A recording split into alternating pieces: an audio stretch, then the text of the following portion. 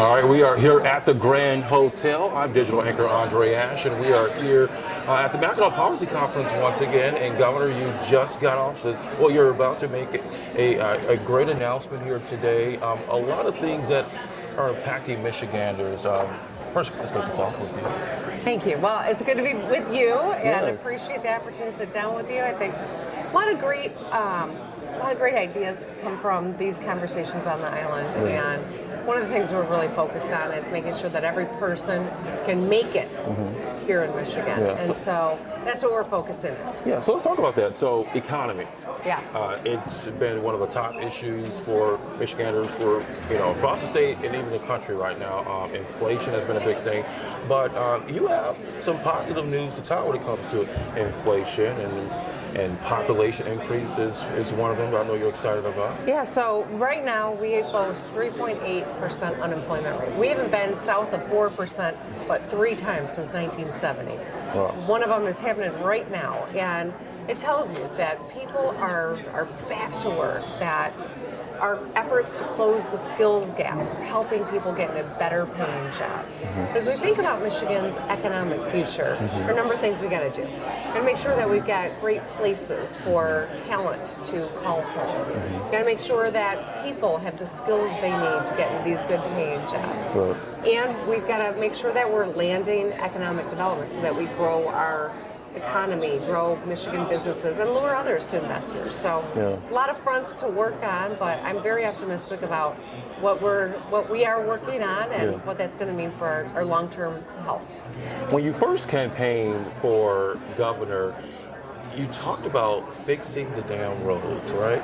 And now it seems like you're fixing the roads and the bridges almost everywhere all at once. Right. Someone said, do you have to fix all the roads right at the same damn time? We're making progress. There's no question. For decades, we underfunded infrastructure in Michigan. We're not fixing every single road right now, but it feels like it because there's a lot of work being done.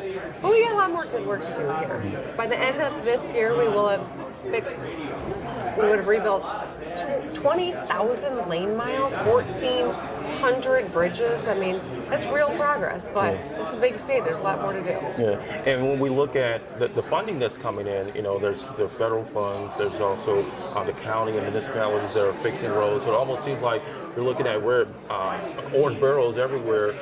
But are we creating, in some ways, a new barrier, if you will, for people to commute? Because we're hearing more and more of it's taking me longer to get to work, it's taking me longer to get to school. Yeah. But it's the investment that we need in infrastructure. Right? It is the investment we need, and it's not fun, right? We should all be a little salty about the fact that we had a lot of leaders who weren't focused on this, and now we all have to be focused on it, but we are.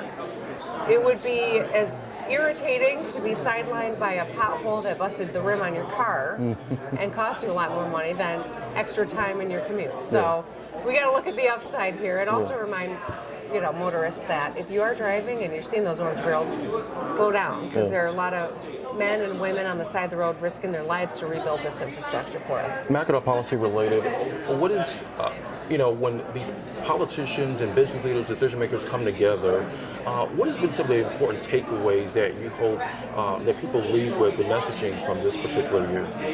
Well, I think as we look to where Michigan is right now and where we are poised to be, the power of and means working together. It means collaborating. It means Detroiters and Grand Rapidians and Ubers, right? It means Republicans and Democrats. We all have to be in this.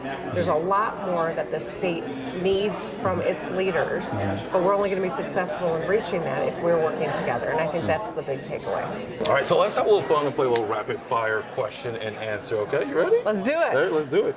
All right, so favorite artist, song on your playlist? Oh, God. I do listen to 8 Mile a lot. 8 Mile. Okay.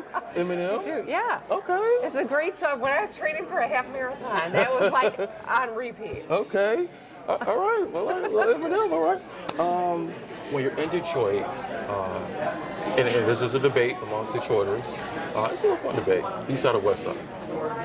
Listen, I am from East Lansing, so I'm just going to say East Side. East side. Okay, I love it. East side in the building. I love that. As a true East sider, so I love that. I didn't know.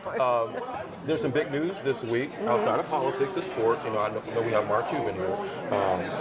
But when it comes to the NBA Finals, which team are you rooting for? If the Pistons aren't playing, I don't care. Okay, I could get that. Okay, we'll let you pass. Who are you rooting for? Denver Nuggets. All right. I mean, there's a first for everyone, right? Now we just need some of that Piston support to take us to the finals, right? And finally, another basketball one, epic debate that everyone talks about since it's NBA Finals week. Who is the GOAT, the greatest of all time? Yeah, I know Michael what GOAT Jordan means. or LeBron? LeBron James. Oh, really? I don't know. I'm salty about the Bulls. You know, the Bulls, Pistons, like, I'm so salty about that. So I'm going with LeBron James. LeBron James. Okay. All right. From yours truly, the governor of the state of Michigan, Gretchen Whitmer. Thank you so much for talking to us at Michigan Chronicle. Thank you. Awesome. From the Grand Hotel, Mackinac Policy Conference, I'm digital anchor Andre.